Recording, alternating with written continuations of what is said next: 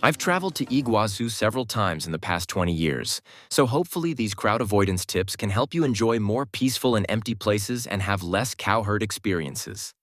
Now let's begin with the Argentina side.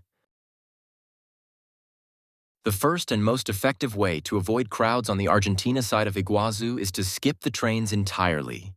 The train stations aren't that far apart, go very slow, and involve a lot of queuing and waiting, so it's actually quite liberating and saves a lot of time to avoid them.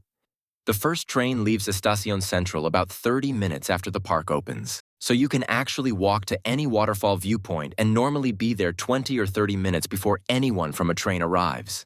Also, because the trains result in surges of tourists at the stations, skipping the trains results in less crowded paths at any time of day. Other advantages are that you don't waste a lot of time waiting for trains or rushing to catch a train at a particular time. For some orientation, the first train station is Estación Central, which is located about 450 meters from the park entrance. From there, it's a flat, shaded 750-meter walk on Sendero Verde, from Estación Central to Estación Cataratas, which takes about 5 to 10 minutes. This is the stop for the Circuito Superior and Circuito Inferior trails. From Estación Cataratas to Estación Garganta, it is a further 2.2 kilometers on a trail next to the train tracks, which should take about 30 minutes at a normal pace.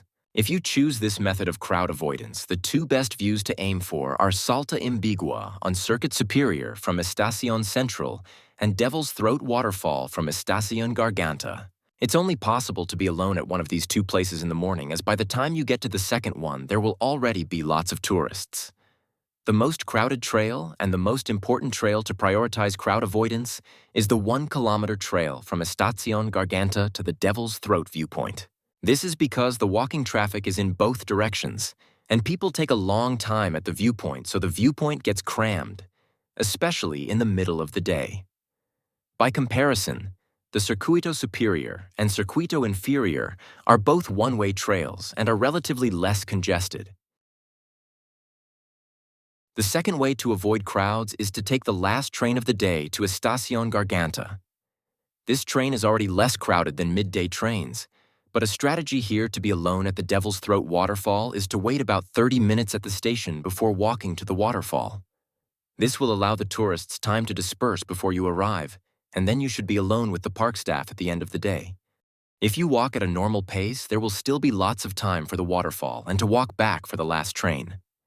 A possible day itinerary is to combine methods 1 and 2 by walking to Circuito Superior when the park opens, then walking Circuito Inferior, do lunch and a boat trip, and then take the last train to Estación Garganta. The third and much more expensive option is to stay at the luxury Awasi Hotel in Iguazu. They have a private train to Estación Garganta 3 times each week for their guests, which leaves well before the first public train. They have a guide for each 1 or 2 people and a much more tranquil experience. The last time I walked to Estación Garganta when the park opened, I arrived just after this train. So I wasn't there alone, but it was still very empty, and it actually felt pretty cool to be there with them while paying much less. On the Brazil side, access to the 1.3-kilometer waterfall trail is via frequently departing buses from the park entrance. To avoid crowds on the trail, just buy a ticket online for the first bus time and arrive early enough to be on the first bus, as there are multiple buses for each time slot. It's also possible to get off at the last stop at Garganta del Diablo and then return to the beginning of the trail later. The Brazil side takes a lot less time than the Argentina side, but is no less spectacular. However, it does have less of a jungle feel and has more of a theme park vibe. The buses do a much better and faster job of evenly distributing the tourists than the trains on the Argentina side. Thanks for watching, and I hope you found this video useful. If you have any questions or suggestions, please leave a comment.